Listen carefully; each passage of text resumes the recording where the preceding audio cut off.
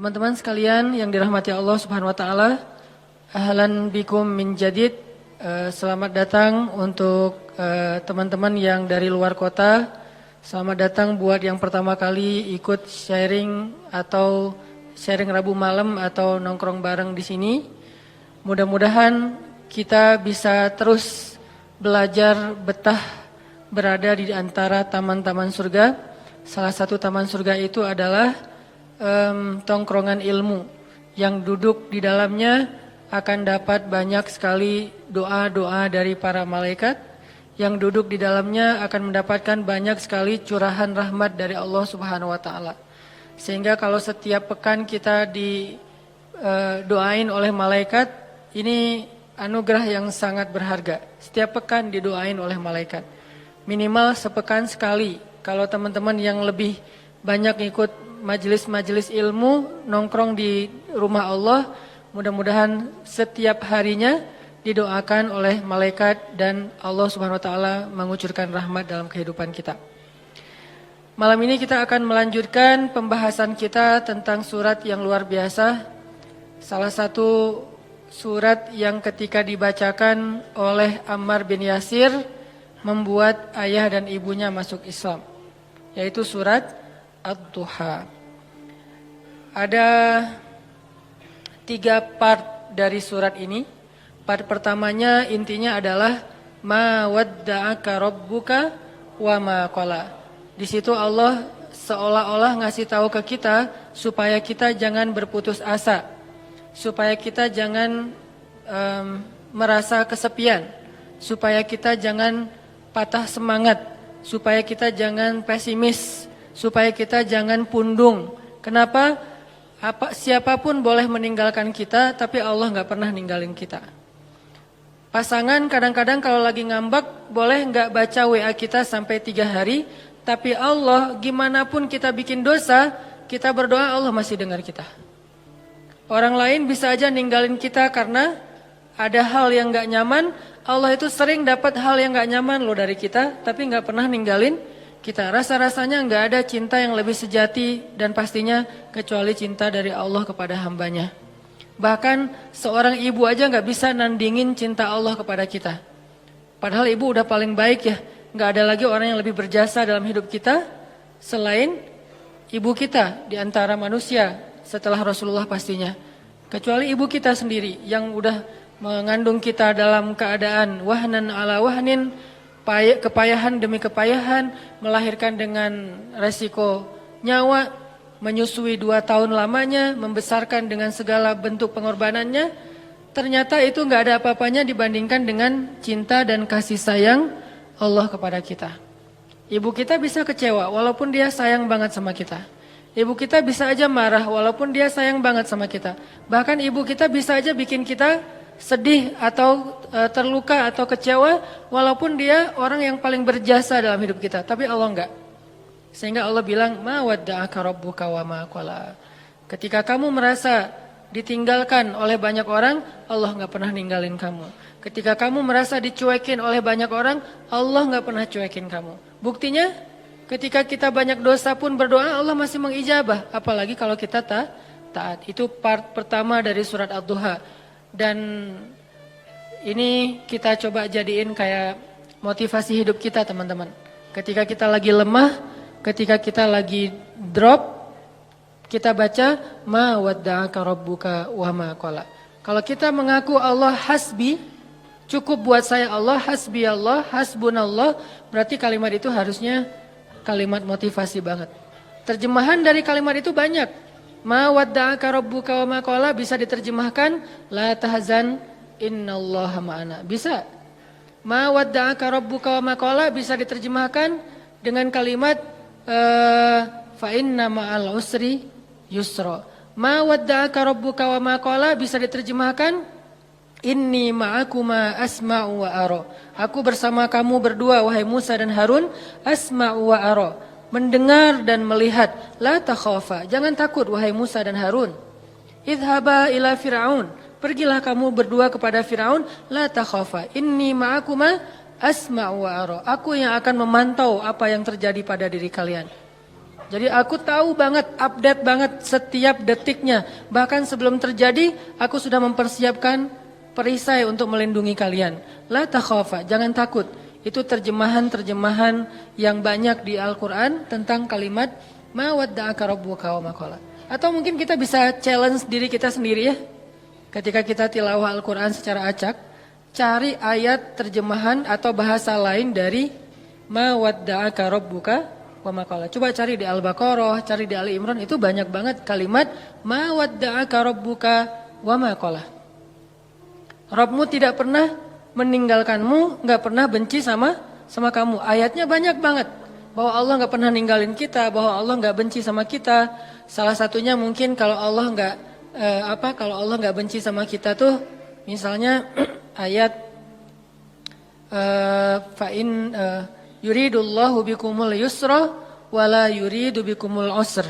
Sehingga siapa yang berpikir syariat itu kayak beban, seolah-olah Allah kayak nggak rela gitu ngelihat kita nyaman, kok dikasih syariat, dikasih beban, dikasih tugas, dikasih batasan. Enggak, itu salah paham. Allah ngasih syariat bukan untuk ngebebanin kita, bukan karena Allah iseng sama kita, bukan karena Allah benci sama kita, tapi karena Allah pengen memudahkan hidup kita justru dengan syariat.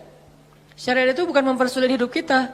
Kalau sebuah negara meninggalkan syariat karena takut sulit kehidupan negara itu, justru kita terjebak dalam wasawisus syaitan. Mulailah kita dengan hiruk pikuk, dengan kekacauan gara-gara meninggalkan syariat. Kalau sebuah bangsa, masyarakat, keluarga, pribadi pengen hidupnya lebih mudah, ati Allah wa ati Rasul. Coba ikutin cara Allah, pasti akan jadi mudah.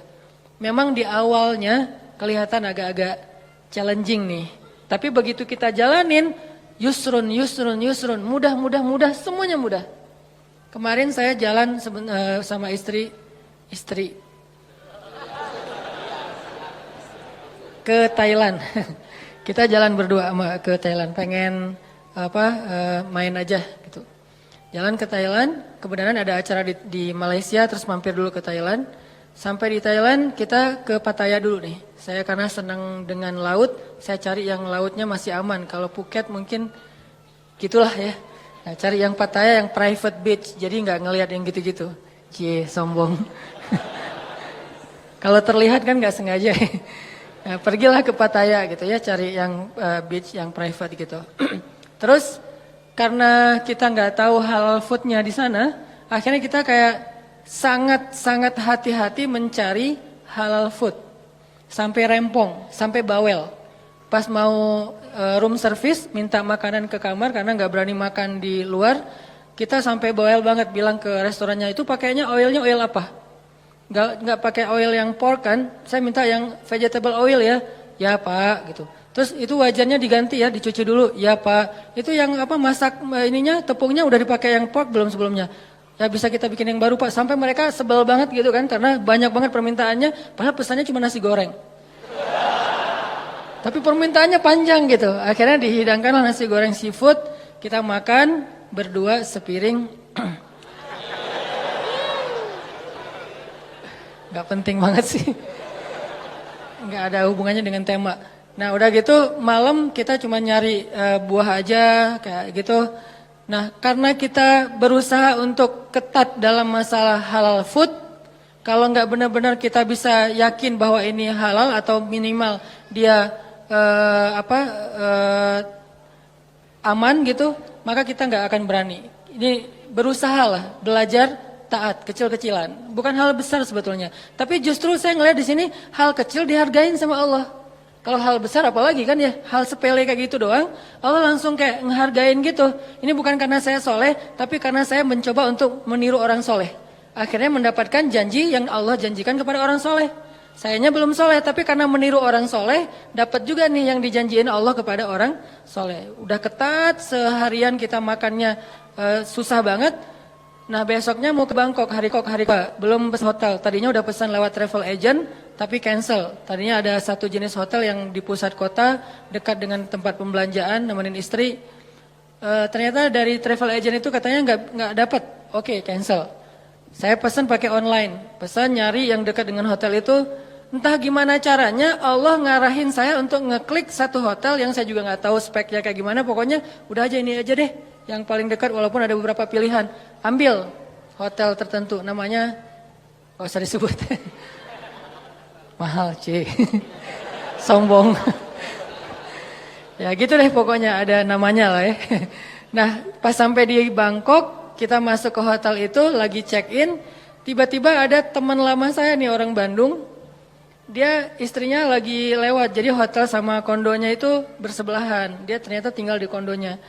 Dia lewat ngelihat kayak Ustadz Hanan, dia ngubungin Benzo. Benzo cuma angkat tangan, lihat ke atas. Itu namanya Benzo, masih Jovisa.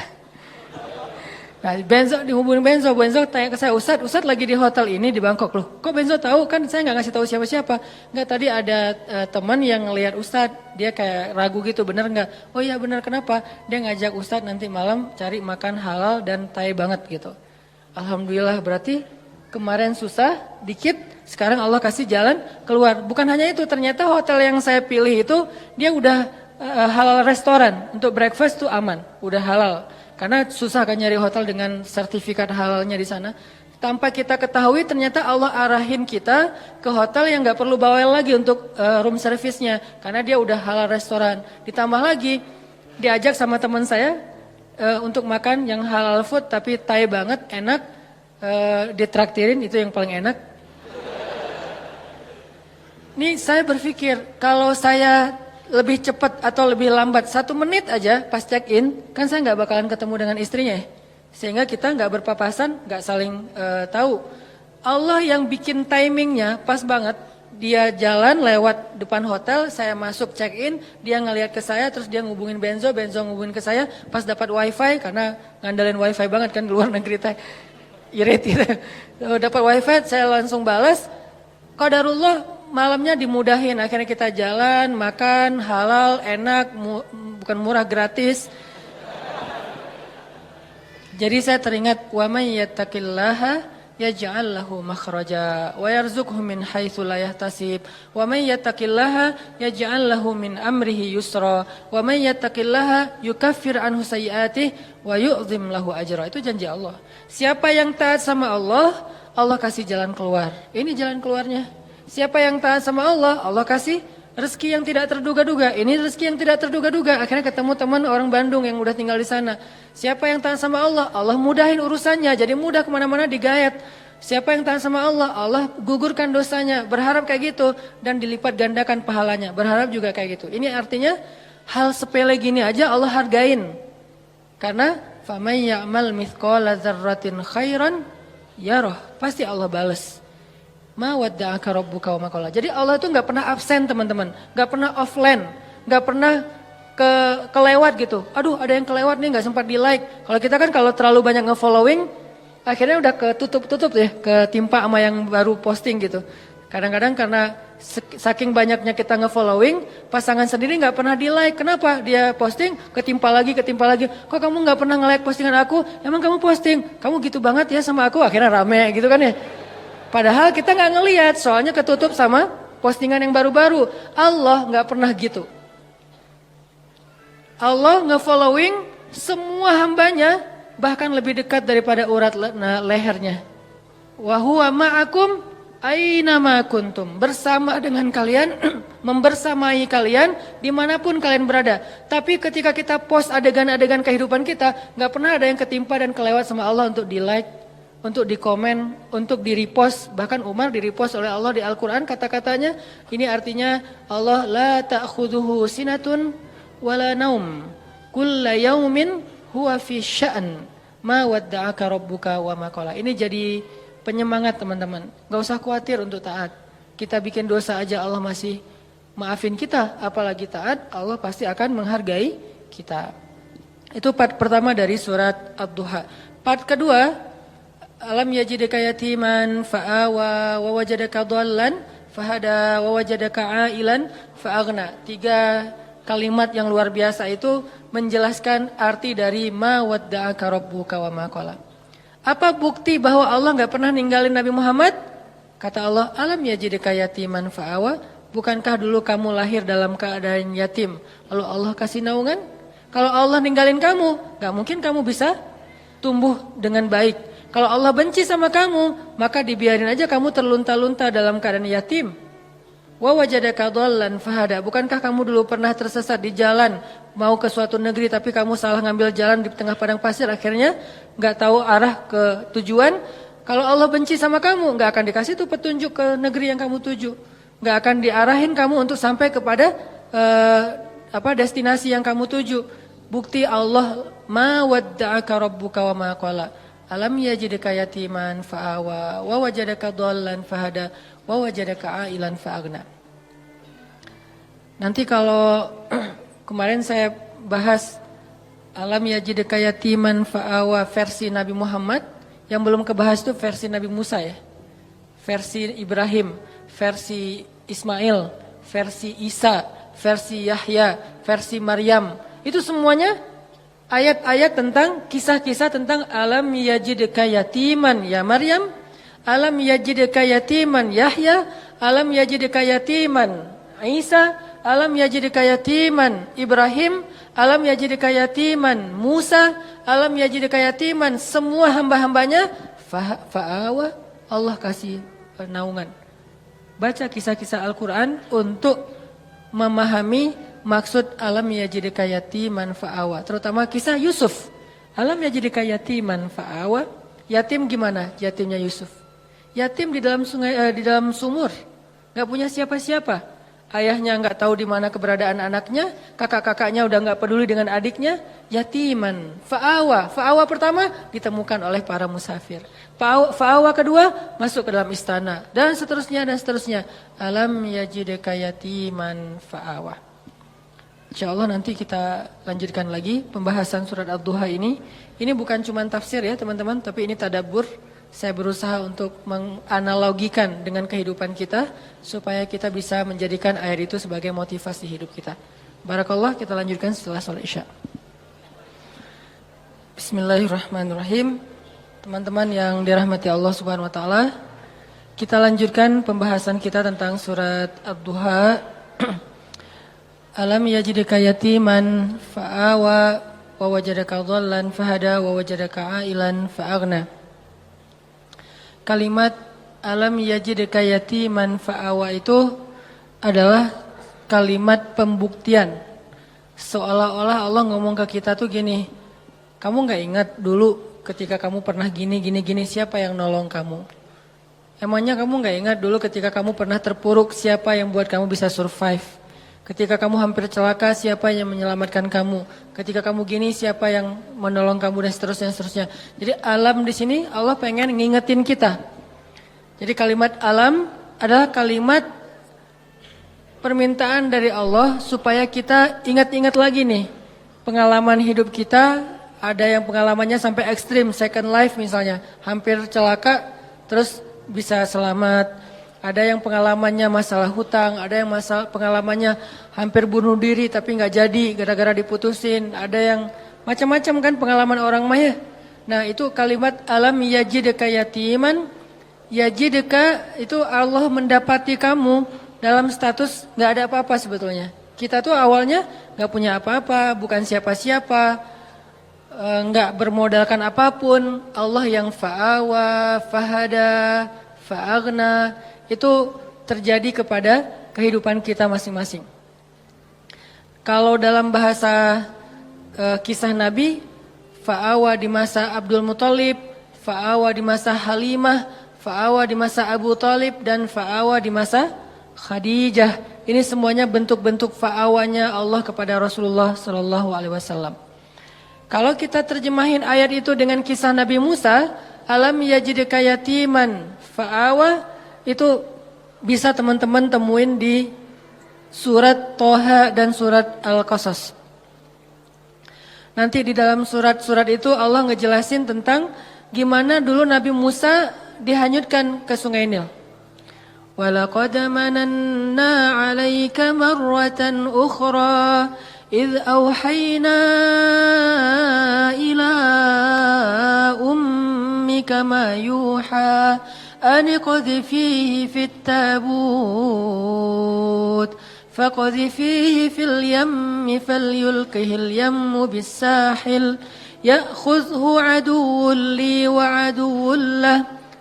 Wa alqaitu ilaika mahabbatan minni walitusna'a ala aini. Ketika Allah mengilhamkan kepada Ibu Musa, wahai Ibu Musa, hanyutkanlah bayimu di sungai Nil kalau pengen selamat. Pengen selamat, jangan kamu simpan di rumah, jangan kamu rawat sendiri, jangan kamu bawa lari ke hutan, hanyutkan ke sungai Nil. Supaya selamat dari siapa? Dari Firaun. Ini perintah Allah. Kadang-kadang Allah ngasih kita perintah dalam hidup itu nggak logis. Menyelamatkan bayi kok malah dihanyutkan ke sungai Nil. Kenapa nggak dibawa lari aja ke dalam hutan, lalu ke pantai, lalu lupa. Kenapa nggak umpetin aja di rumah gitu? Kenapa nggak bikin rumah aja di yang jauh, atau mungkin ibu dan keluarga Musa ngungsi aja ke Madian misalnya, ke luar negeri? Jadi orang yang lari dari negeri Firaun, kenapa nggak gitu aja yang lebih logis? Kenapa malah selamatkanlah bayimu dari Firaun dan tentaranya dengan cara hanyutkan ke sungai Nil? Itulah hidup. Tidak semua perintah Allah itu kadang kita mengerti di awal, teman-teman. Kita cukup tahu bahwa ini perintah Allah, sami'na wa ata'na. Kalau pengen bahas lebih dalam lagi untuk cari tahu hikmahnya, silakan. Tapi jangan tunggu sampai kita ngerti hikmahnya baru sami'na wa ata'na, kelamaan. Akhirnya kita kehilangan banyak sekali kesempatan dapat kebaikan dari Allah. Justru biasanya Allah ngasih kejutan ketika kita ngambil challenge-nya Allah.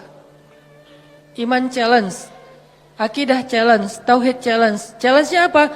Lakukan perintah Allah walaupun menurut logika kita agak aneh. Misalnya, tinggalkan pekerjaan itu. Ya Allah, pekerjaan inilah yang bikin saya bertahan hidup selama ini. Saya beli rumah, beli mobil, saya punya tabungan sekian gara-gara kerjaan ini. Udah tinggalin aja. Terus nanti saya kerja apa? Tenang, Allah yang gantiin. Terus gimana Ustadz? Jalannya dari mana Ustadz? Allah tahu jalannya, kita doang yang gak tahu. Kalau kita nggak tahu bukan berarti Allah nggak tahu kan? Kita yang nggak tahu, Allah tahu. Karena Allah alimun, basirun, khabirun. Maha tahu, maha melihat, maha teliti, latifun, sami'un. Allah maha kuasa. Jadi kalau kita nggak tahu caranya bukan berarti dia nggak bisa. Serahin aja sama Allah. Ketika kita serahin sama Allah, Allah nggak mungkin ngecewain kita. Kenapa? Allah nggak pernah ngecewain hamba. Kita aja ke teman kalau udah diserahin satu amanah, kita berusaha untuk bikin dia terkesan, nggak sampai bikin dia kecewa. Apalagi Allah. Hanyutkan bayimu ke sungai Nil supaya selamat dari Firaun. Setelah Allah kuatkan hati ibunya, akhirnya karena ibunya soleha, hanyutin bayinya ke sungai Nil, berharap selamat dari Firaun. Cuman nggak bisa lepas juga, pakai kakaknya yang jadi pengintai gitu, nyari tahu adiknya hanyut kemana. Ngalir, bukannya ke negeri yang jauh, bukannya ke Sudan kayak atau ke luar negeri kayak, kan Sungai Nil itu membelah berapa negara ya. Bukan sampai ke luar negeri.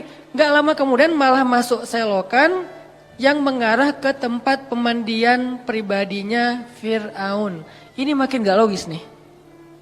Luar biasa cara Allah tuh. Allah luar biasa cara membuat skenario-nya tuh keren banget.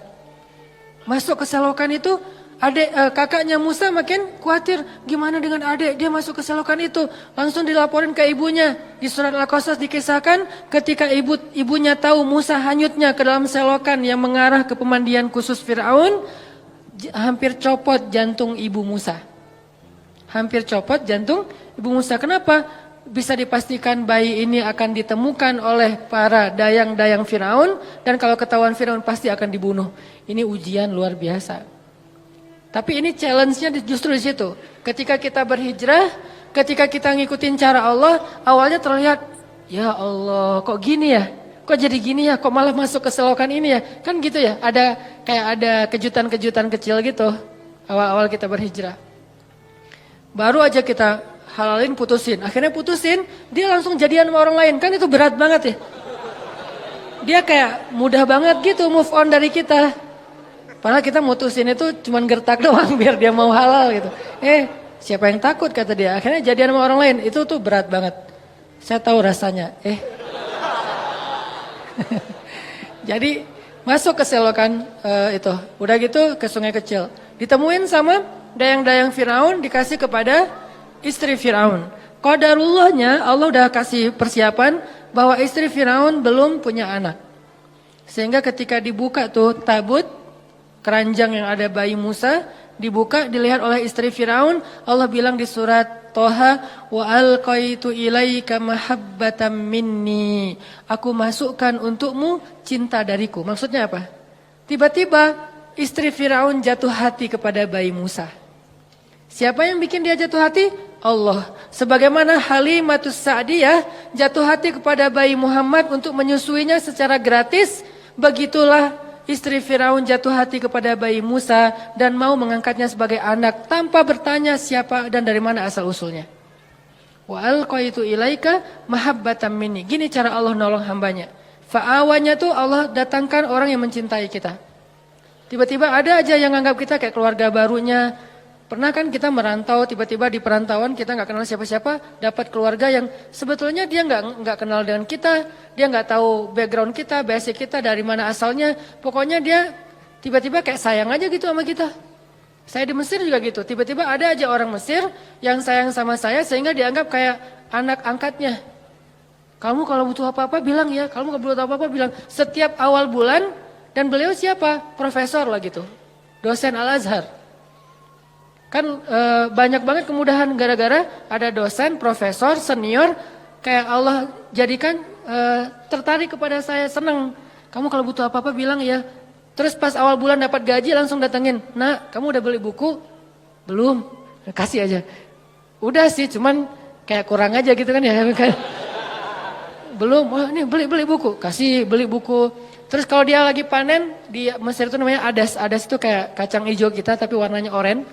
Jadi fungsinya kayak kacang hijau, menghangatkan tubuh, bagus, biji-bijian. Kalau lagi panen adas, dia langsung bawa beberapa karung ke rumah tuh. Nih adas buat kalian, panen anggur, panen apa, segala macam buah-buahan di kebun dia tuh dibawa ke rumah kita. Kenapa? Wa alqaitu ilaika mahabbatan minni. Allah yang bikin dia jatuh hati kepada orang ini.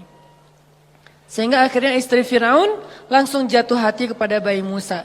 Firaun enggak, karena Allah sudah mengunci hatinya. Bukan karena Allah mengunci hatinya, belum sih. Karena hatinya keras, maaf salah, jangan disensor. Karena hatinya keras. Karena Allah gak akan mengunci hati seseorang sebelum Allah utus Nabi kan. Karena hatinya keras, jadi dia gak akan bisa disentuh dengan cinta. Firaun tetap marah kepada Musa yang masih bayi. Ini pasti nih anak Bani Israel yang dibuang supaya gak terbunuh nih. Gua bunuh nih sekarang, jangan-jangan kata istrinya Firaun, dan dia ngebujuk suaminya dengan manja gitu. Gak pakai cantik sih, manja doang gitu. Akhirnya Firaun gak jadi ngebunuh Musa. Selamat Musa di satu adegan. Udah gitu gak lama kemudian Musa lapar. Musa kehausan. Wa wajadaka ailan fa'aghna. Gimana caranya keluarga Firaun bikin audisi. Siapa yang bisa menyusui bayi Musa dikasih dinar, dirham, emas, perak. Dikasih tempat kedudukan yang tinggi di dalam istana, punya gelar ningrat, dikasih rumah di dalam istana yang sangat bagus. Dari sekian banyak perempuan-perempuan yang ingin menyusui Musa, semua ditolak sama Musa. Karena kenapa? Allah mengilhamkan kayak gitu kepada bayi ini. Padahal kan sebetulnya kalau bayi polos biasa aja asal ada yang nyusuin kan dia nyusu ya. Tapi Allah mentakdirkan Musa nggak boleh nyusuin ke ini. Di antara sekian yang banyak audisi, yang terakhir justru yang diterima. Kenapa? Allah yang nentuin. Jadi nggak masalah, ada yang datang pertama sebelum kita bawa Alphard, bayarin aja. Kalau Allah nggak mengikat hatinya, pasti ditolak. Walaupun modalnya, uang, apa segala macam, nggak, tenang. Abu Bakar datang ngelamar Fatimah, ditolak sama Nabi. Kurang apa coba Abu Bakar? Tajir, soleh. Kan ideal banget ya. Ada yang soleh, nggak tajir. Ada yang tajir, kurang soleh. Tajir, soleh. Tajir soleh, Abu Bakar ditolak. Datang Umar, tajir soleh, kuat, cowok banget, ditolak juga. Ali awalnya, aduh Abu Bakar aja ditolak, Umar aja ditolak, apalagi saya nih.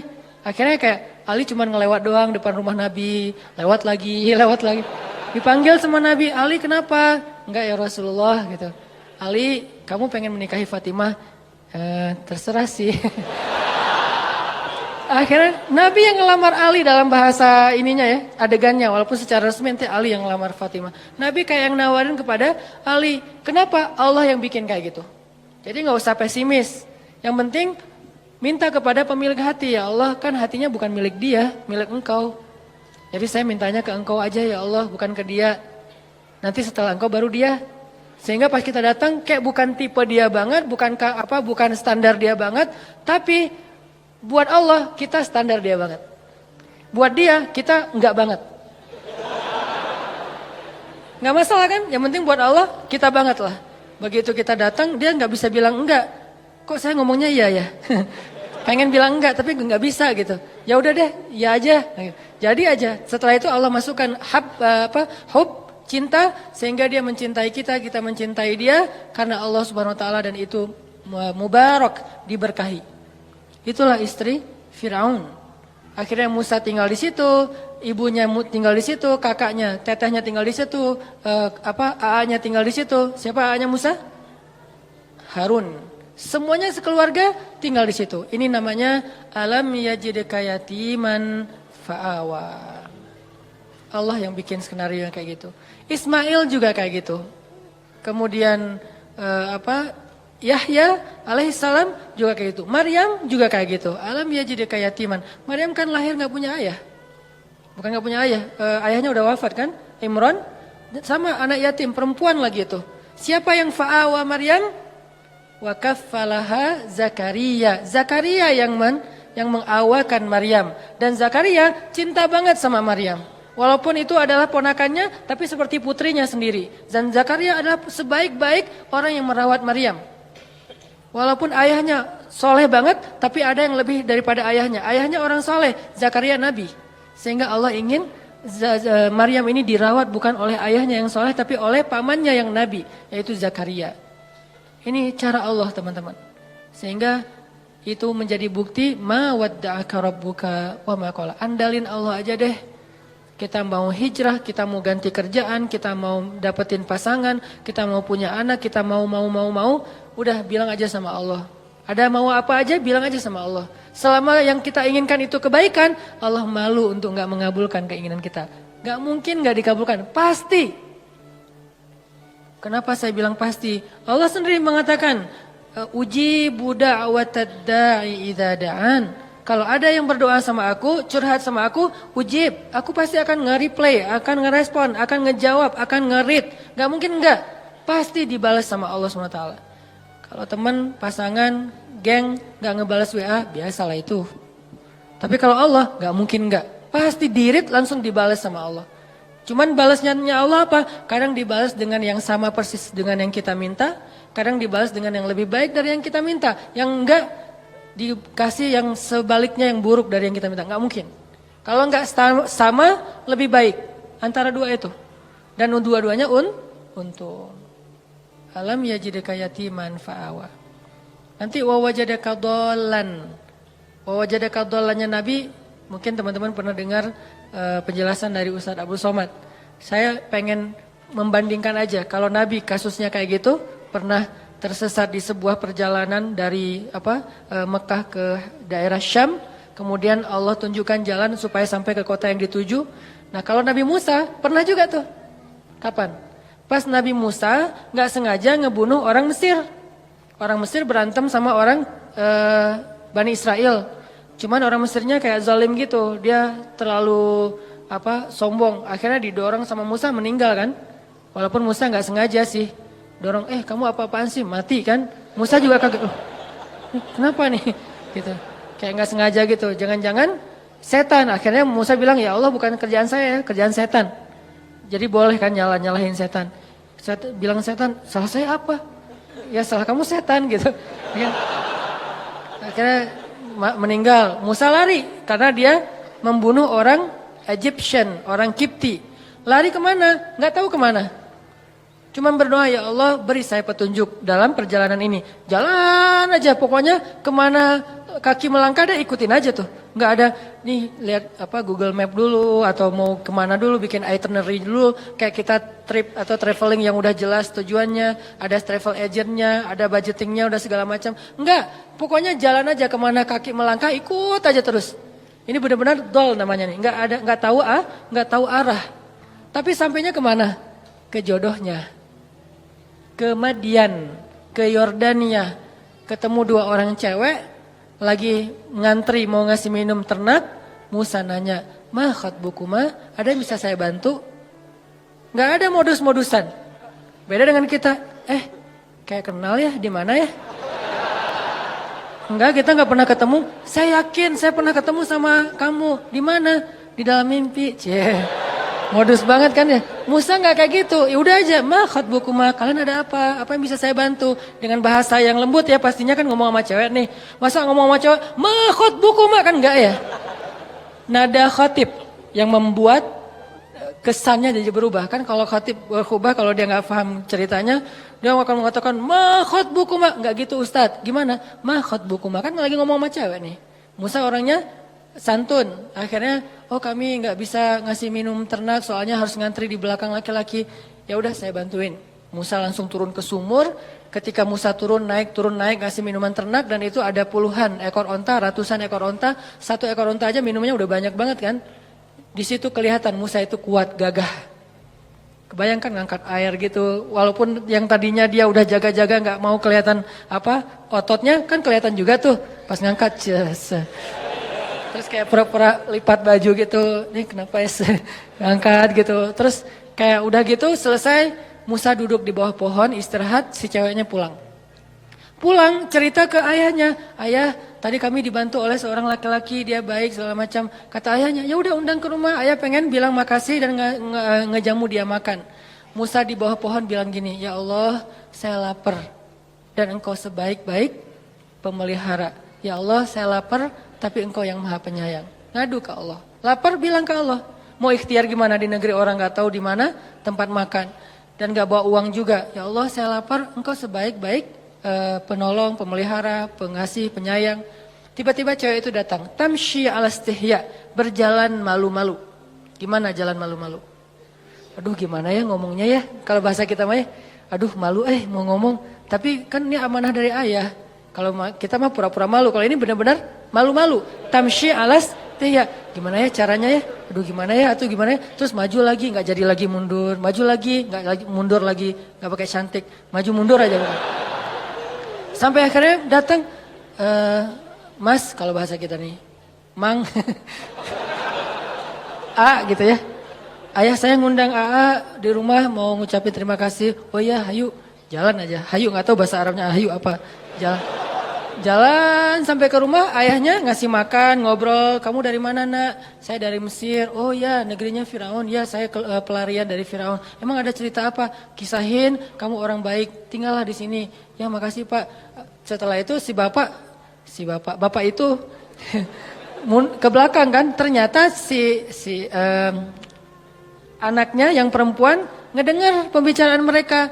Lalu ayahnya nanya, nak, laki-laki itu, bukan ayahnya, nak, si ceweknya yang ngomong, ayah, kan ayah nggak punya pekerja yang bisa mengurus ternak, pekerjakan dia di rumah kita karena dia qawiyun amin, laki-laki yang kuat dan baik. Amanah, baik. Ayahnya langsung oh anak saya berarti ada hati nih buat laki-laki itu. Kok bisa gitu sih ayahnya kayak kegeeran gitu kan ya? Karena si cewek ini gak pernah komen tentang cowok sama sekali dalam hidupnya. Sekali-kali dia komen cowok berarti ada sesuatu nih. Kalau sekarang udah gak lagi kebaca sama ayahnya karena kita udah biasa komen. Kamu lucu deh, kamu apa. Jadi kayak sering komen jadinya biasa aja kan. Karena dia gak pernah komen tentang cowok. Sekali-kalinya ada postingan cowok dia komen. Itu sesuatu banget kan. Sekali-kalinya ada postingan cowok dia nge-like. Sesuatu banget. Karena gak pernah dia kayak gitu. Kalau kita periksa di list kontak handphonenya. Itu gak ada nama laki-laki tuh. Cewek semuanya terjaga banget. Sehingga sekali-kali dia bilang, ayah pekerjakan dia di rumah. Karena dia laki-laki yang baik dan kuat. Ayahnya langsung nangkep. Oh, anak saya berarti tenang dengan laki-laki itu. Musa, maukah kamu menikahi putriku? Dengan mahar sekian. Musa mengiyakan, menikahlah mereka. Alam yajidka yatiman fa'awa. Dikasih keluarga baru di Madian. Sebagaimana saya dikasih keluarga angkat dulu ketika di Mesir. Dan kemudian di Bandung. Kemudian seterusnya. Allah mudahin. Alam yajidka yatiman fa'awa. Saya seorang perantau. Walaupun saya ngerasa kayaknya Bandung ini adalah akhir dari perjalanan saya, cie. Udah nggak mau pindah lagi ya, pokoknya udah love banget lah dengan kota Bandung ya. Hashtag. Jadi karena ngerasa kayaknya nih negeri saya yang ketiga, Aceh, Kairo, Bandung, udah aja selesai. Udah nggak mau pindah lagi karena udah nyaman. Tapi saya ngerasa dulu ke Kairo sendiri, kemudian ke Bandung gak kenal siapa-siapa. Selalu kasusnya alam yajidka yatiman fa'awa, yatiman fa'awa, yatiman fa'awa. Itu berulang kali loh teman-teman. Pasti teman-teman juga ngalamin. Itu bukti ma wadda'aka rabbuka wa ma qala. Apalagi nanti kalau ngomong Ibrahim, pas beliau diusir oleh ayahnya dari Irak ke Palestina. Bukankah itu juga terlunta-lunta, terkantung-kantung? Dolan, agna, wajadaka ail. Jadi udah yatim, dol, ail. Udah nggak punya siapa-siapa, bingung juga mau kemana, lapar nggak punya apa-apa. Tapi kemudian fa'awa, fahada, fa'agna. Sehingga Ibrahim yang tadinya seorang dalam keadaan yang tidak tahu apa-apa datang ke Palestina. Sampai di Palestina Ibrahim menjadi orang paling kaya di Palestina. Apa ukuran kekayaan Ibrahim di Palestina? Ukuran kekayaan Ibrahim di Palestina, setiap malam Ibrahim menyembelih 100 ekor onta untuk para tamu. 100 ekor onta. Satu ekor onta harganya sebutlah 50 juta kali 100. Satu malam dia ngeluarin uang 5 miliar ya? 5 miliar benar? 5 miliar setiap hari loh teman-teman. Ada nggak di antara kita yang ngeluarin uang 5 miliar setiap hari buat tamu? Sehingga bisa dibilang Ibrahim itu bapak perhotelan dalam sejarah manusia. Dia yang pertama bikin konsep hotel. Hotel gratis tapi. Buat siapa? Visitornya siapa? Orang-orang yang mau berziarah ke Masjid Aqsa. Ibrahim yang menjamu mereka. Ngasih hotel dengan kualitas bintang 5. Terus juga buffetnya itu udah free flow. Setiap saat mereka bisa makan. Dan satu hari minimal 100 ekor onta. Itulah kekayaan Ibrahim. Dan itu berarti Ibrahim menjamu sekian ribu tamu setiap hari. Dan ini manajemennya gak gampang loh. Pasti ada suppliernya, pasti memberdayakan bisnis-bisnis lokalnya.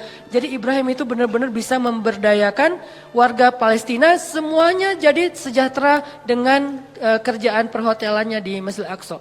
Gratis semuanya. Ibrahim yang bayarin.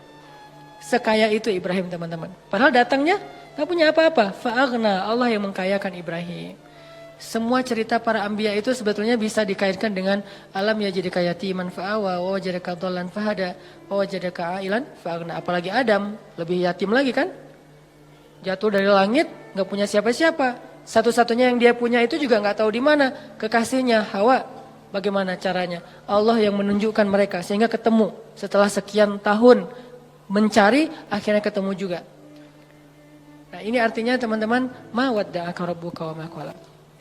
Part ketiga, yang akan kita tuntaskan malam ini, fa'ammal yatim fala taqhar, wa ammas sa'ila fala tanhar, wa amma bi ni'mati rabbika fahaddis. Kalimat 3 ayat terakhir ini, itu kayak nerusin 3 ayat sebelumnya. Alam yajidka yatiman fa'awa, fa'ammal yatima fala taqhar. Wa wajadaka dhallan fahada wa ammas sa'ila fala tanhar. Wa wajadaka 'ailan fa'aghna wa amma bi ni'mati rabbika fahaddits. Jadi kayak pasangan-pasangan ayat. Bukankah Allah mendapatimu dalam keadaan yatim lalu Allah kasih kamu keluarga? Makanya kalau ketemu anak yatim, jangan kamu bersikap semena-mena kepada mereka. Karena Allah juga mendapatimu yatim wahai Muhammad, sehingga Nabi Muhammad sayang banget sama anak yatim. Dan sangat dekat kepada orang yang sayang kepada anak yatim. Sehingga Nabi mengatakan, orang yang mencintai anak yatim nanti di akhirat bersamaku itu seperti jari telunjuk dengan jari tengah ini. Dekat banget. Jadi kita bakal punya rumah bersebelahan, satu klaster sama rumah Nabi. Kan seru banget ya. Punya rumah satu klaster sama rumah Nabi. Dan klaster itu klaster terbaik di surga.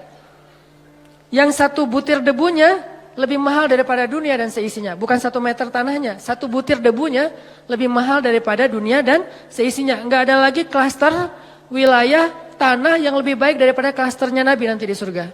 Dan siapa yang sayang kepada anak yatim, yang sangat peduli kepada anak yatim di sini usia sebelum dia mampu berusaha, Kalau 25 tahun terus dia jomblo gitu, terus dia kayak gitu, itu modus ya. Ustadz, dia tuh masih yatim loh. Ayahnya udah meninggal sekian tahun. Jadi saya kayak fa'awa gitu Ustadz ya. Ya boleh lah ya. Yang penting niatnya baik. Jadi siapa yang sayang sama anak yatim, nanti dia akan disediakan rumah satu klaster dengan Rasulullah SAW. Jadi dia kayak bertetanggaan gitu sama Nabi SAW. Ketemu sama Nabi, duduknya di sebelah Nabi. Ketemu sama Nabi, duduknya satu majelis sama Nabi. Ini fa'ammal yatima fala taqhar. Jangan semena-mena sama anak yatim. Dulu di zaman Nabi ada cerita seorang sahabat namanya Abu Lubabah. Abu Lubabah ini punya pohon korma di sebelah rumah anak yatim. Tapi dia nggak rela gitu kalau kormanya dimakan sama anak yatim, korma yang udah jatuh. Sehingga satu hari anak yatim lagi makan korma jatuh, dari mulutnya diambil sama Abu Lubabah. Ini bukan punya kamu, ini punya saya. Dilaporin ke Rasulullah. Terus Rasulullah nawarin, ya Abu Lubabah, kamu mau nggak punya kebun di surga yang pohon kormanya kamu berjalan di bawah naungannya 100 tahun belum keluar dari dahannya. Saking gedenya pohon kurma di surga. Mau nggak kayak gitu Abu Lubabah? Mau ya Rasul, caranya gimana? Wakafkanlah pohon kurmamu untuk anak yatim. Gimana ya Rasul, itu pohon kurma kesayangan saya banget. Itu saya ada kenangan gitu. Maaf ya bukan nggak mau. Dia kayak beralasan gitu nggak mau nyerahin pohon kurmanya untuk wakaf anak yatim. Akhirnya Nabi nggak maksa orangnya. Ya udah nggak apa-apa, pergi aja. Tiba-tiba datang sahabat yang lain namanya Abu Lubabah. Dia bilang, ya Rasulullah, ada apa Abu Lubabah? Tadi saya mendengar Rasulullah nawarin sesuatu kepada Abu Dahdah yang kedua. Ada apa Abu Dahdah? Saya tadi dengar Nabi nawarin sesuatu ke Abu Lubabah, tapi dia nolak. Ya, emang kenapa? Kalau saya ngambil itu boleh nggak ya Rasulullah? Boleh, siapapun, kebaikan itu untuk siapa aja. Ya udah, tunggu ya Rasulullah. Langsung dia pergi ngejar Abu Lubabah. Ya Abu Lubabah, ya Abu Lubabah. Abu Lubabah nungguin. Ya Abu Dahdah, ada apa? Kamu tahu kan kebun kurma saya di Madinah? Siapa yang tidak tahu kebun kurma milik Abu Dahdah? Satu kebun kurma ada 600 pohon kurma. Mata air sendiri, ada vilanya, luas banget kebunnya. Dan kebun itu paling subur. Yang lain panen setahun 2 kali, yang ini 3 kali setahun. 4 bulan sekali panen. Teman-teman kalau mau berhitung, satu pohon kurma sekali panen itu lebih dari 100 kilo. Satu pohon. Satu dahannya aja udah berapa puluh kilo kan? Itu satu pohon lebih dari, sebutlah yang paling kecil 100 kilo. 1 kilo harganya 500 ribu. 500 kali 100. Capek. Itu satu pohon. Dan Abu Dahdah punya 600 pohon. Jadi sekali dia panen korma, itu puluhan M loh keuntungannya. Sekali panen. Dalam setahun dia panen 3 kali. Ratusan M dalam setahun. Kata Abu Dahdah, wahai Abu Lubabah, kamu tahu kan kebun kurma saya? Tahu, siapa yang gak tahu kebun kurma Abu Dahdah terkenal di Madinah. Mau gak kita barter? Kamu kasih pohon kurma kamu yang di pojok rumah anak yatim ke saya kasih kebun saya ke kamu. Bukan pohon, kebun. Kata Abu Lubabah, yang benar, kamu gak lucu deh ininya, candanya. Nah ini mah dialog dari saya. Terus kata Abu Dahdah, saya serius, beneran. Ya udah, ayo, langsung transaksi jadi deal. Mereka kemudian pergi ke rumah anak yatim. Wahai anak yatim, kata Abu Dahdah, mulai sekarang pohon ini Bapak wakafin buat kalian. Makanlah sesuka kalian dari korma yang ada di pohon ini. Kemudian gak lama kemudian dia ngajak Abu Lubabah ke kebunnya. Istrinya lagi bersih-bersih gitu. Kata Abu Dahdah, wahai istriku keluarlah. Ini sekarang bukan kebun kita lagi, sudah aku jual. Istrinya kaget, kamu jual ke siapa wahai Abu Dahdah? Kamu untung gak? Kata suaminya, untung banget. Ke siapa sih kamu jualnya? Ke Allah. Kata istrinya, itu baru untung. Itu baru perniagaan yang besar. Itu baru hebat. Istrinya ini soleha banget. Coba kalau kita ngomong gitu ke pasangan kita, kira-kira digapain? Didoain ya. Semoga kamu cepat. Ini istri yang soleha. Ini buat cewek-cewek ya. Kadang-kadang suami itu kalau lagi semangat, kadang-kadang kan nggak mikir ya, kasih aja. Nah kalau dia lagi gitu, tapi tetap ada batasannya juga. Cuman dengan kualitas iman Abu Dahdah dan istrinya itu emang luar biasa, inspiring banget. Istrinya malah bahagia. Ya saya udah keluar. Wah, sekarang jadi milik siapa? Abu Lubabah. Silakan Abu Lubabah. Mereka pergi meninggalkan kebun itu sama sekali nggak nyesal. Cerita ini didengar oleh Rasulullah SAW dan Nabi mengatakan, Duh betapa luasnya kebun Abu Dahdah di dalam surga. Aku melihat kebun Abu Dahdah itu mudhammatan, lebat sekali warnanya hijau tua. Di dalam surga. Ini makna dari fa'ammal yatima fala taqhar. Sebegitu besarnya penghargaan Allah kepada orang yang menyantuni anak yatim. Terus angle yang kedua adalah al-jaza min jinsil amal. Balasan itu sesuai dengan jenis amal. Jadi kalau dia pengen dapat fa'awa, alam yajidka yatiman fa'awa, pengen dapat itu, maka caranya fa'ammal yatima fala taqhar. Siapa yang menyantuni anak yatim, Allah santuni. Siapa yang menaungi anak yatim, Allah naungi. Siapa yang meringankan hajat anak yatim, Allah ringankan hajatnya. Al-jaza min jinsil amal, itu berlaku di surat Ad-Duha. Jadi itu bukan kaidah fikih akal-akalannya ulama. Karena ulama ketika membuat sebuah rumusan fikih atau persepsi fikih, itu berlandaskan pemahaman mereka terhadap ayat dan hadis kan. Ayatnya salah satunya, fa'ammal yatim fala taqhar. Hasilnya, alam yajidka yatiman fa'awa. Wa ammas sa'il fala tanhar. Kalau ada orang yang nanya, karena ada dua tafsir nih. Ada yang bilang sa'il di sini orang yang meminta pertolongan, ada yang bilang sa'il di sini orang yang nanya jalan. Kalau ada yang nanya jalan ke kamu, lalu kamu menunjukkan jalannya, maka Allah juga akan wa wajadaka dhallan fahada. Makin sering kita ngebantu orang untuk menemukan jalan, makin sering kita dengerin curhat teman kita, makin sayang Allah untuk dengerin curhat kita. Maka sabarlah mendengar curhat temannya. Walaupun kadang-kadang emang capek sih, tapi sabarlah. Latihlah mendengar curhat teman, sehingga kita jadi seorang suami yang mau mendengar curhat istri. Nanti ketika kita udah nikah, Neng mau cerita, apa? Kayak semangat gitu kan ya. Iya tadi ada cerita sama teman-teman gini-gini. Kita jadi pendengar yang baik, bukan langsung kita patahkan. Kenapa? Karena udah terbiasa di kos-kosan jadi tempat curhatnya teman-teman sekos-kosan. Sampai ibu kos juga curhatnya ke kita gitu. Iya itu yang kamar sebelah suka telat aja bayar kos-kosan. Ya bu, saya juga gitu ya bu. Kamu gak apa-apa soalnya kamu udah dengerin curhat. Ya pokoknya jadi orang yang wa ammasailah fala tanhar. Jadi kalau ada orang yang nanya ke kita, minta pertolongan ke kita, kita berusaha untuk membantu dia, Allah juga akan berusaha membantu kita. Contohnya Nabi SAW. Nabi itu kalau ada yang minta tolong gak pernah nolak. Kalau beliau nggak bisa nolong sendiri, beliau akan cari orang untuk nolong dia baru ditinggalin. Jadi nggak ada yang datang langsung Nabi, maaf ya nggak bisa. Mungkin kita nggak bisa gitu-gitu amat lah ya, tapi berusaha. Nggak semua kasus kita bisa ambil. Tapi ada satu dua yang kadang-kadang kita kayak berjuang banget. Ada banyak orang yang mengetuk pintu rumah kita, yang nelpon ke nomor kita, yang datang kepada kita minta tolong. Mungkin di antara sekian banyak, jangan semuanya ditolak. Harus ada satu dua yang kita ambil. Entah kenapa pokoknya Allah yang pilihkan dia untuk kita. Terus kita coba tuntaskan hajat dia sampai selesai. Siapa yang meringankan hajat saudaranya di dunia, Allah ringankan hajat dia di dunia dan di akhirat. Balasannya bukan cuma di dunia, bahkan di akhirat. Sehingga ketika kita di akhirat nanti bingung di padang mahsyar itu kan perjalanan jauh banget ya. Kebayang gak sih dari sini ke Palestina itu jalan kaki? Kok Palestina Ustadz? Karena tempat berhisab itu adalah negeri Palestina.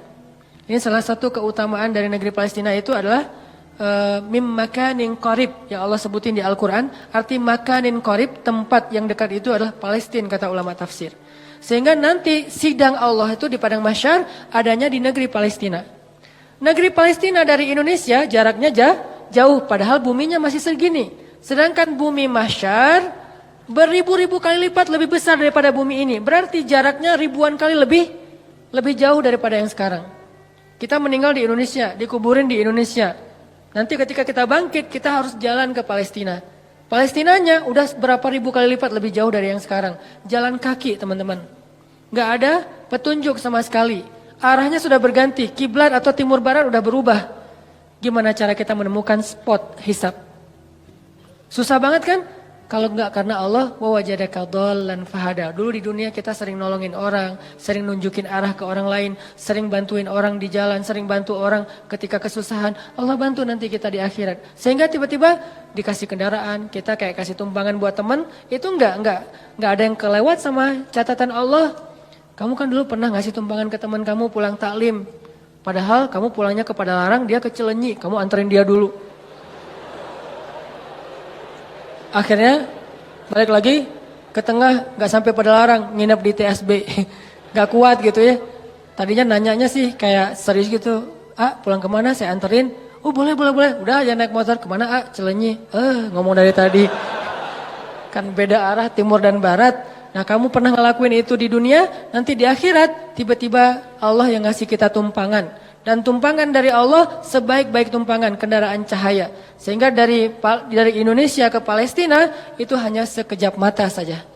Itu diantara makna dari hisab yang ringan, hisab yang mudah, dipercepat perjalanannya. Sementara yang lain masih kebingungan, ada yang jalan ke sana, ada yang jalan ke sana, itu nggak ada yang arah loh, yang jelas arahnya. Jadi orang jalan itu acak aja tuh kemana-mana, bisa ribuan tahun nggak sampai ke tempat hisab, belum dihisab tuh. Untuk sampai ke sana aja ribuan tahun. Kok malaikat nggak ngasih tahu sih kalau kita salah jalan? Karena kita di dunia juga nggak pernah ngasih tahu orang kalau dia salah jalan, dibiarin aja. Malah ada yang sengaja nyesatin lah gitu. Kalau mau jalan ke Dago lewat mana? Itu aja lewat ini nanti Gatot Subroto tembus aja ke Soekarno Hatta, udah gitu Buah Batu terus aja ke sana. Itu mah Banjaran ya. Nah ini artinya nanti pas kita naik malaikat mau ke tempat hisab. Tempat hisab, balik lagi aja ke belakang. Kamu udah kejauhan. Tapi malaikat nggak gitu-gitu juga sih. Paling-paling malaikat cuek ninggalin kita gitu. Akhirnya kita terkatung-katung. Ini makna terkatung-katung. Istri kita bangkitnya bareng. Kenapa bangkitnya bareng? Karena kita pengen dikuburin satu liang lahat. Cinta sejati gitu kan, true love and endless love lah. Pas meninggal, wasiat aku pengen dikuburin sama kamu. Udah aja dikuburin satu liang lahat. Pas bangkit, noleh juga enggak teman-teman. Yauma yafirrul mar'u min akhihi wa ummihi wa abihi wa sahibatihi wa banihi likulli imri'in minhum yawma idzin sya'nun yughni. Kita bangkit bersebelahan tapi enggak noleh. Kok bisa gitu Ustaz, enggak kenal? Kenal tapi enggak peduli. Kok enggak peduli? Saking takutnya kita tentang nasib diri sendiri. Sampai diibaratkan hari itu kata Allah di surat Al-Muzammil, hari ketika seorang wildana syiba, seorang anak kecil aja tiba-tiba beruban saking stresnya dia. Tapi nggak semua orang yang rambutnya beruban itu karena stres ya. Sebagiannya doang. Kalau anak kecil sampai tiba-tiba beruban berarti kan stres banget tuh hari ya. Kita nggak noleh ke pasangan kita. Terus kapan kita kenal dengan pasangan kita Ustaz? Nanti setelah edisi part ini udah lewat, nanti ada adegan, kita udah mulai saling kenal, saling menyapa, bahkan saling menuntut, saling menjatuhkan, saling menolong, itu ada adegannya nanti. Tapi di adegan pertama, sama sekali nggak peduli. Suaminya tersesat, istrinya nggak akan nolong. Sehingga yang bisa nolong kita hari itu, hanyalah apa yang hari ini kita lakuin teman-teman. Sehingga kalau kita nemuin ada sa'il itu bisa orang yang minta tolong, bisa orang yang nanya jalan, fala tanhar. Jangan bikin dia kecewa, jangan sakitin hatinya. Kalaupun kita nggak bisa bantu dia, minimal jangan sampai kita manna wal adza, menyakiti dia dengan kata-kata kita. Jangan. Setidaknya kita kalau nggak bisa tolong pun ya sudah, ya nggak bisa nolong aja. Jangan udah nggak bisa nolong, nyakitin lagi tuh. Kayak kita nggak bisa nolong teman-teman di Palestina. Ya udah jangan ngomong ngapain sih jauh-jauh. Udah nggak usah. Kalau pengen nolong yang dekat-dekat silahkan. Mau dua-duanya lebih bagus lagi, mau yang sana juga nggak masalah. Yang penting jangan nyakitin. Jangan kita beranggapan bahwa yang di Palestina itu jauh nggak perlu ditolong, yang di Suriah itu jauh nggak perlu ditolong. Padahal kondisi mereka itu luar biasa memprihatinkan, bahkan dahsyat sekali keadaan mereka. Tapi kita udah nggak nolong, ngomong lagi. Jadi kalau mereka dengar kasihan, perasaan mereka kayak gimana gitu. Ya udah jangan. Termasuk orang di sekeliling kita, keluarga besar kita. Kadang-kadang ada kakak adik kita yang minta tolong. Kita kayak sebel gitu sama dia. Giliran butuh aja lo minta tolong. Jangan, udah aja diem. Kalau kita nggak mau nolong atau nggak bisa nolong, diem aja. Kenapa? La tanhar. Jangan sakiti orang yang meminta pertolongan. Sehingga nanti al-jaza min jinsil amal. Allah juga akan membalas kita dengan cara yang sama. Na'udzubillah min dzalik. Wa amma bi ni'mati rabbika fahadis. Nikmat Allah sampaikanlah. Maksud menyampaikan nikmat Allah itu ada banyak. Salah satunya adalah kita bicarakan kebesaran-kebesaran Allah. Allah tuh baik banget, Allah gini. Sehingga dengan pembicaraan kita, orang yang mendengar jadi semakin yakin sama Allah. Kayak tadi cerita saya di Thailand, simple sebetulnya. Cuman hal yang sepele banget. Tapi itu bagian dari tahadus bin ni'mah. Tujuannya apa? Tujuannya biar kita yang mendengar makin yakin sama Allah. makin bergantung sama Allah, makin taat di jalan Allah. Itu namanya wa amma bi ni'mati rabbika fahadits. Jadi teman-teman, 3 ayat terakhir itu ada 2 angle yang kita bisa lihat. Satu, ternyata kalau kita pengen dapat satu kebaikan, maka tanamlah kebaikan yang sama di ketika kita bisa, nanti saat kita butuh Allah akan membalas kita dengan kebaikan yang sejenis. Saya pernah cerita dulu, saya di Kota Baru Parahyangan habis taklim malam-malam gerimis, saya pulang pakai mobil, melihat di jalan ada ibu-ibu sama anak gadisnya lagi jalan kaki. Kota Baru di Masjid Al-Irsyad itu kan ke jalan raya jauh ya. Dan malam-malam gak ada damri, gak ada angkot, gak ada ojek. Beliau jalan kaki berdua, gerimis lagi tuh, pakai payung. Saya waktu itu tinggal di Cihanjuang, saya mau keluar dari masjid, ngelihat ada ibu-ibu sama putrinya lagi jalan, saya samperin, Bu, butuh tumpangan? Oh boleh Ustadz, mau kemana? Mau ke depan? Ya udah ikut aja. Karena saya nggak bawa pasangan, mereka duduk di belakang. Itu etikanya ya, jangan duduk di depan, nanti jadi fitnah. Udah aja duduk di belakang. Dan itu tidak menghina. Oh jadi kayak supir dong, nggak apa-apa. Karena demi menjaga fitnah, biarkan dia duduk di belakang berdua, saya di depan. Kalau ngomong, ya ngomong aja. Sesekali ngelihat ke menghargai. Dia cerita, Ustadz tadi saya ikut talim Ustadz, oh Masya Allah ibu jadi ikut talim, terus tadi gimana kesininya? Naik damri, soalnya kalau sore itu masih ada damri, saya masuknya pakai damri. Pulangnya biasanya jalan kaki, biasanya, berarti udah beberapa kali itu. Oh gitu, maaf ya saya nggak tahu, ya udah dianterin. Sampai di depan, jadi kayak nggak enak hati gitu diturunin di jalan ya, nggak tuntas kan. Udah saya tanya, ibu rumahnya di mana? Masih di daerah Padalarang gitu, di daerah Cimareme, agak turun dikit. Ya udah saya anterin aja ke rumahnya. Enggak ngerepotin nih Ustadz, enggak. Padahal biasanya saya langsung masuk tol kan. Keluar Baros, cepet. Ini ngelewatin Cimareme kan macet-macet gitu. Enggak apa-apa saya anterin. Ya udah sejalan, padahal enggak sejalan sebetulnya. Saya harusnya ke tol. Dianterin sampai ke rumah, kan sepele banget kan. Udah sampai ke rumah selesai, pergi aja. Besok-besoknya sebulan kemudian saya naik jembatan Pasupati itu ke arah Paster. Ban motor saya bocor. Pas di atas, bukan bocor, habis bensin. Saya lagi tight banget jadwal hari itu, nggak sempat ngisi bensin. Saya pikir masih sampai lah ke Pasteur, kan ada pom bensin tuh. Paksain aja, pas di atas, pas habis. Mati aja. Saya dorong, baru berapa detik saya dorong, tiba-tiba datang anak muda, nyamperin, Mas mau di step gitu. Oh boleh, di step aja mana didorongin. Pakai motor dia sampai ke pom bensin, akhirnya saya bisa ngisi bensin. Saya jadi teringat, dulu saya pernah nolong orang di jalan. Sekarang Allah nolong saya di jalan. Dan itu timingnya tuh pas banget. Kalau dia lebih cepat sedetik, udah gak ngelihat saya di belakang. Kalau saya lebih cepat, lebih lambat sedetik, dia gak ketemu. Allah yang bikin timingnya. Saya pas habis bensin, dia datang. Kalau saya lebih cepat setengah jam, saya udah sampai ke pom bensin, dorongnya kan ya. Gak ketemu dia. Jadi pas banget, baru berapa detik dorong, dia datang. Dan dia...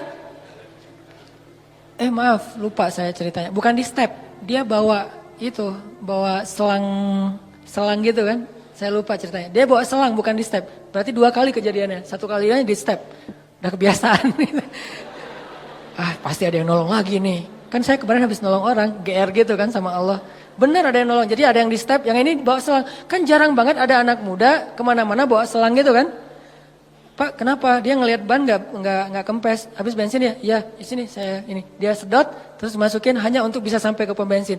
Kan itu jarang banget, mungkin 1 banding 1000 dan pas lagi timingnya. Allah yang membuat seperti itu. Kalau orangnya ada di sini atau nonton, barakallah jazakallah khair. Sering saya cerita nih, benar-benar jadi kebaikan buat dia. Artinya teman-teman benar-benar al jaza min jinsil amal. Balasan itu sesuai dengan jenis amal. Kalau kita pengen dibalas, ya Allah mudahin dong cara saya untuk dapetin jodoh. Mudahin orang lain untuk dapetin jodoh. Caranya gimana? Jadi mak comblang mungkin. Atau nemenin dia curhat mungkin. Atau nemenin dia ngelamar mungkin. Kita yang jadi, Pak, dia tuh sahabat saya banget. Saya kenal banget dengan dia Pak. Wah pokoknya aman lah Pak. Dia orangnya bertanggung jawab. Kita promoin dia. Sehingga nanti Allah yang promoin kita di orang lain. Pokoknya mau apa, cari amal soleh yang sejenis dengan itu. Saya pengen jadi orang kaya Ustadz. Ya udah. Tolong orang lain ketika lagi butuh modal atau apa, saya pengen nikah Ustadz. Ya udah bantu dulu temennya untuk mahar. Nanti Allah ganti mahar yang buat kita. Atau kalau nggak mahar mungkin hantaran. Karena kadang-kadang kan hantaran itu apa? Seserahan ya. Seserahan itu kadang-kadang lebih gede daripada mahar kan. Mahar anak saya sih nggak banyak dek. Soalnya kan kata Nabi mahar jangan tinggi-tinggi. Berapa pak? Ya udah 1 gram aja. Oh, tapi seserahannya ya berapa? 1 M juga nggak apa-apa. Si bapak teh. Seserahannya yang gede, jadi kita bikin stres gitu kan. Nggak apa-apa, ambil aja.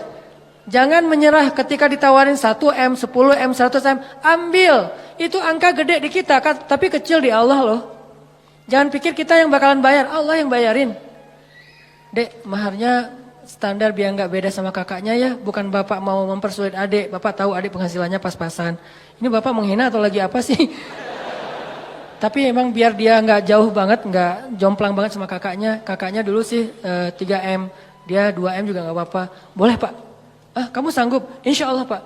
Kerja apa? Allah yang kasih kerja. Gitu, semangat. Siapa tahu nanti setelah kasih saya waktu 1 tahun pak. 1 tahun? Ya oke 1 tahun. Bekerja semaksimal mungkin 1 tahun. Biarkan mereka ngelihat kesungguhan kita. Setelah 1 tahun mungkin kita nggak dapat 1 atau 2 M. Tapi dapat kasihan dari dia.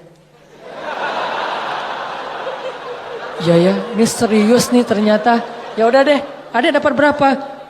Dapat pak 2 apa? 20 juta gitu. Ya udah nggak apa-apa, dicicil ya tapi ya. Karena kamu udah berusaha, ya udah jadi deh. Karena dia ngelihat kita kayak tanggung jawab, serius, wah pantang menyerah. Itu kan akhirnya gol. Kan yang penting gol. Soal gimana caranya Allah lebih tahu. Pokoknya kalau dikasih tantangan, ambil. Setelah itu gimana Ustaz? Serahin ke langit.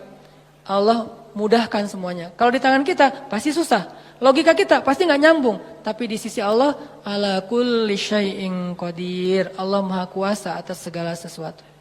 Mudah-mudahan surat Al-Duha ini mulai kebayang sama kita sehingga bisa jadi ayat motivasi buat hidup.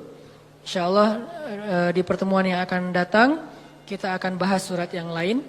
Mungkin nanti saya akan pilih surat apa yang kayaknya mudah banget untuk kita jadikan motivasi. Kita coba mulai bahas surat-surat supaya apa yang kita dapetin di Rabu malam ini benar-benar bisa jadi bahan renungan, bahan motivasi, bahan membersihkan hati, bahan untuk mendekatkan diri kepada Allah Subhanahu wa taala.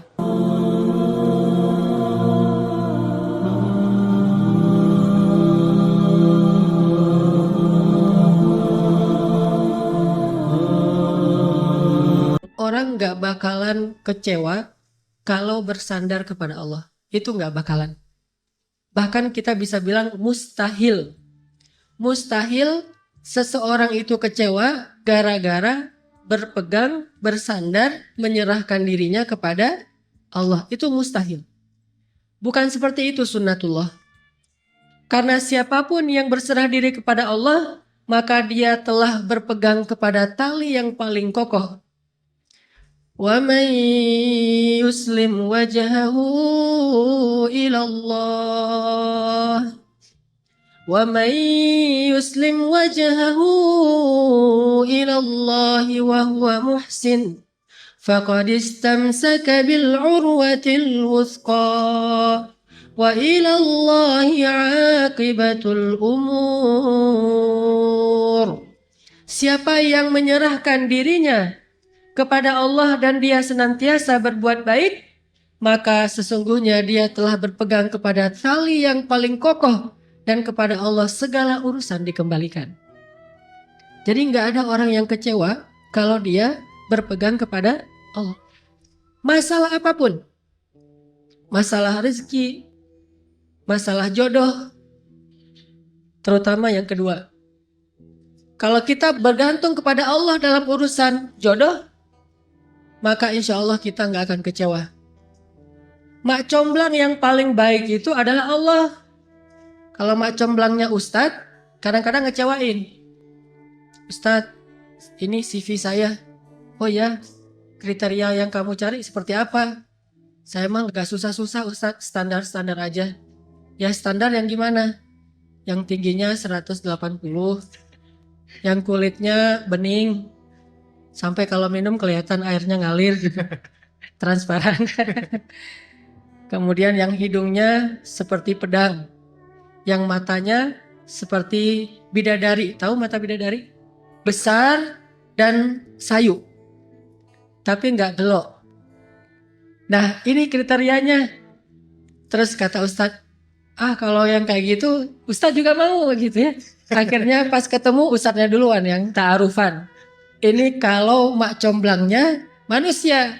Tapi kalau mak comblangnya Allah jauh lebih meyakinkan dan gak bakalan kecewa. Dengan kriteria apapun, wahuwa ala kulli syai'in qadir. Dan kalau Allah menjanjikan yang baik akan ketemu dengan baik, pasti innahu la yukhliful mi'ad. Allah tidak pernah mengingkari janjinya. Masalah apapun, kita harus mengandalkan Allah. Coba deh, selalu ngandelin Allah. Bahasa gampangnya gini, udah tenang aja, ada Allah. Itu. Dan kalau kita sudah melibatkan Allah, la yudayya'akallahu idzan. Itu pasti, Allah nggak bakalan ngecewain kamu. Kalau udah ngandelin Allah, ini gimana nih? Udah, tenang aja, ada Allah. Allah tidak akan mengecewakan. Salah satu kalimat udah tenang aja ada Allah adalah la tahzan, innallaha ma'ana. Kalau kita ada teman lagi galau gitu, terus kita bilang, la tahzan, innallaha ma'ana. Kalau bahasa kita, woles bro, tenang aja ada Allah. Santai bro, karena ada Allah. Itu bahasa Arabnya la tahzan, innallaha ma'ana. Andalin Allah dalam masalah kita. Ada masalah apapun, serahin aja sama Allah. Bismillah, la haula wala quwata illa billah. Bahkan kadang-kadang hanya dengan berzikir la haula wala quwata illa billah, Allah kasih keajaiban yang luar biasa. Karena setelah seseorang bersandar kepada Allah, la yudayya'anallahu idzan. Pasti Allah enggak akan ngecewain. Pasti Allah enggak akan ngecewain.